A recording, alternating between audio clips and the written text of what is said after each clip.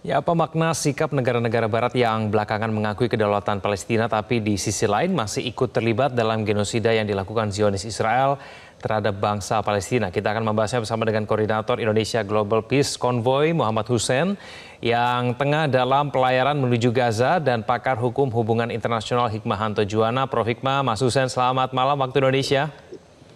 Selamat malam, Kevin. Selamat siang waktu Italia, Mas Kevin. Baik, terima kasih atas waktunya bersama kami di Prime Time News. Saya mau ke Mas Hussein dulu ya. Mas Hussein, seperti kita ketahui bahwa sudah semakin banyak negara-negara yang mengakui Palestina. Bahkan menurut AFP hitungannya sudah 80% negara yang tergabung dalam PBB ini mengakui Palestina. Apa makna pengakuan ini bagi aktivis-aktivis yang saat ini sedang melakukan langkah konkret untuk memperjuangkan Palestina seperti Mas Hussein di sana? Ya baik, pertama kita menyambut positif semua bentuk dukungan dari negara-negara dunia terhadap Palestina, dan kita bisa menganggap ini sebagai langkah maju seperti tadi disampaikan ya juga oleh presenter.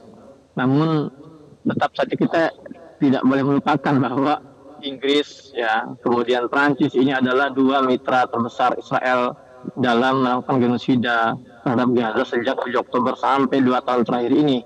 Bahkan Inggris ini luar biasa hipokrasinya ya. Mereka lah penyebab adanya negara genosida itu kan, negara apartheid Israel dengan Balfournya, dengan perjanjian Balfournya yang sampai detik ini Inggris menolak untuk meminta maaf kepada bangsa Palestina.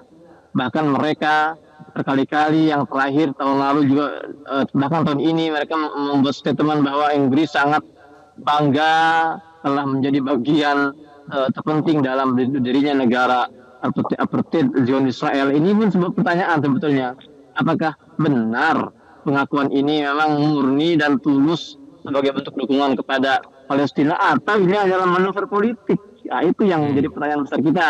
Karena pada akhirnya, kalaupun jangankan 80% deh, kalaupun 100% negara-negara dunia mengaku Palestina, namun ya misalnya hak veto tidak dihapuskan, selamanya ini semua hanya akan menjadi dagelan dan menjadi konsumsi media saja. Maka dari itu apa yang dilakukan oleh negara-negara ini perlu dipertanyakan sebetulnya. Kenapa baru sekarang dan kenapa mereka masih paling tidak ya, kalau memang mereka ini memiliki simpati, paling tidak kecam lah. Karena Inggris sama Prancis pun ya tidak benar-benar mengecam Zionis Israel. Atau yang lebih ekstrim lagi, kami harap mereka berani tidak hanya mengakui Palestina merdeka, tapi juga memutus hubungan diplomatik dengan negara Israel. Itu sebetulnya langkah yang sangat tepat untuk hari ini.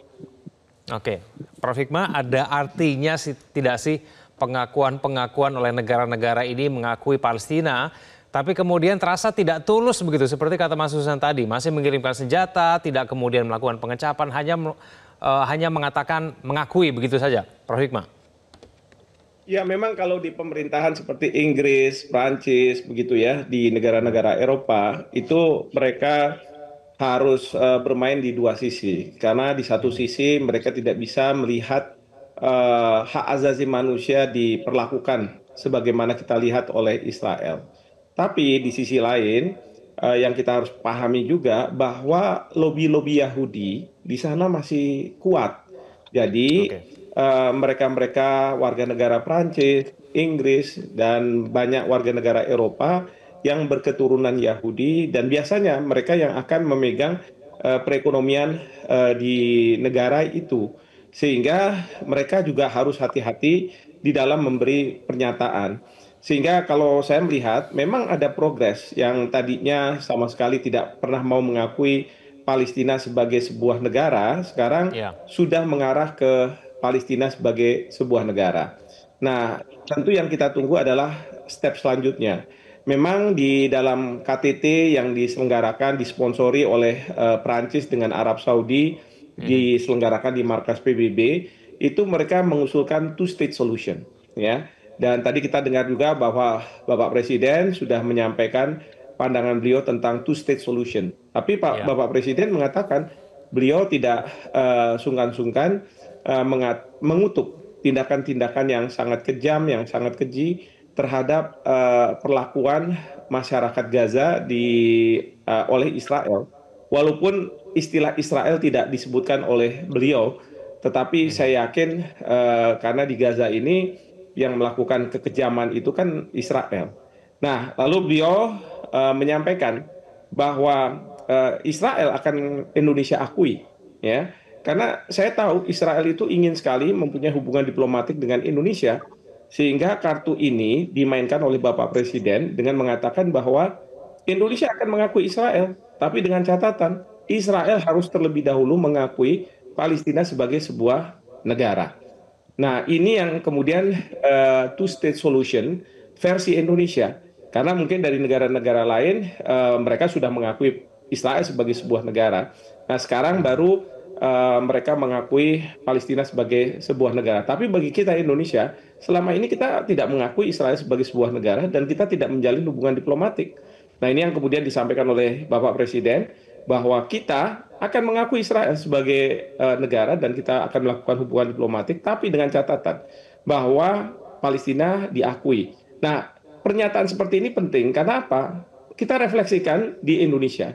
17 Agustus 1945, ya, para pejuang itu sudah mendeklarasikan kemerdekaan, memproklamasikan. Tapi kan Belanda tidak mengakui. Jadi diserang terus dan mereka dianggap sebagai ekstremis. Kalau bahasa sekarang teroris. Ya. Prof. Hikmah. Tapi kita lawan terus sampai kemudian ada pengakuan dari banyak negara juga Belanda nggak mau. Baru Belanda itu menyerahkan kedaulatan itu pada tanggal 27 Desember 1949. Artinya apa? Bagi Palestina untuk benar-benar efektif diakui sebagai sebuah negara, tidak cukup dengan pengakuan-pengakuan dari negara-negara Eropa dan lain sebagainya. Tidak. Harus ada pengakuan dari Israel. Maka Bapak Presiden bilang dengan sangat tegas, beliau mengatakan bahwa kami akan mengakui Israel kamu sebagai sebuah negara dan kita akan menjalin hubungan diplomatik, tapi terlebih dahulu Anda akui dulu Palestina sebagai sebuah negara. Oke, Prof. Hikmah, tapi kenapa kemudian ketika mendorong Israel untuk mengakui keberadaan Palestina, kenapa kemudian kita perlu memberikan pernyataan menjamin keamanan Israel? Kita akan mengakui Israel. Kenapa kemudian itu turut disertakan begitu? Karena ini juga menjadi perhatian. Kenapa kita mengakui Israel yang sudah jelas melakukan genosida terhadap Palestina begitu? Ini kan jadi pertanyaan dan juga banyak orang yang mungkin tidak setuju dengan pernyataan Prabowo, Prof. Hikmah. Oke, ini tidak terlepas dari kenyataan bahwa dari Israel mereka merasa bahwa selama ini Palestina Gaza di bawah kependudukan mereka, di bawah pendudukan mereka itu selalu dari Gaza ada serangan-serangan rudal dan lain sebagainya. Yang selama ini Israel bilang bahwa saya harus habisi ini masyarakat di Gaza, mau dia Hamas bukan Hamas. Kalau dia bukan Hamas, suatu hari nanti bisa jadi Hamas. Anak-anak bisa jadi Hamas. Pokoknya saya akan habisi semua. Supaya apa? Kosong di sana, kemudian dimukimi oleh orang-orang Israel, dan disitulah terjamin bahwa tidak akan lagi ada serangan-serangan dari Gaza ke Israel. Nah, mungkin Bapak Presiden punya pandangan. Oke, kalau itu menjadi concern Anda bahwa dari tanah Palestina akan ada serangan-serangan, maka kalau Anda mau mengakui Palestina sebagai sebuah negara, maka kami akan menjamin bahwa tidak akan ada serangan-serangan dari Palestina terhadap Anda. Tapi akui dulu. Nah itu. Jadi ini juga yang menjadi pembahasan dari sejumlah negara di Arab Saudi, Indonesia, dan beberapa negara Arab.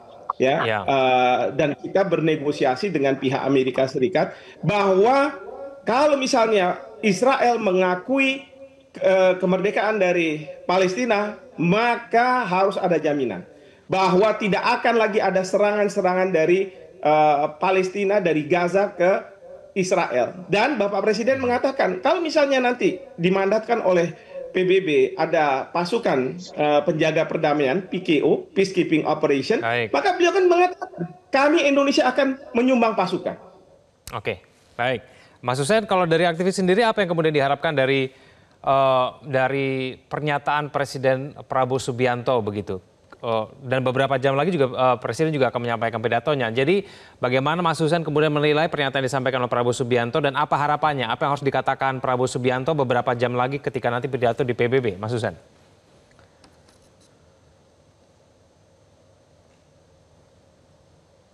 Mas Husen, masih tersambung?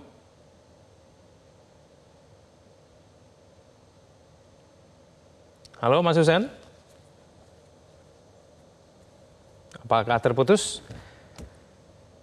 Oke, baik. Sayang sekali komunikasi kami dengan Mas Husen yang saat ini dalam perjalanan menuju Gaza, saat ini berada di Italia sedang mengalami gangguan komunikasi.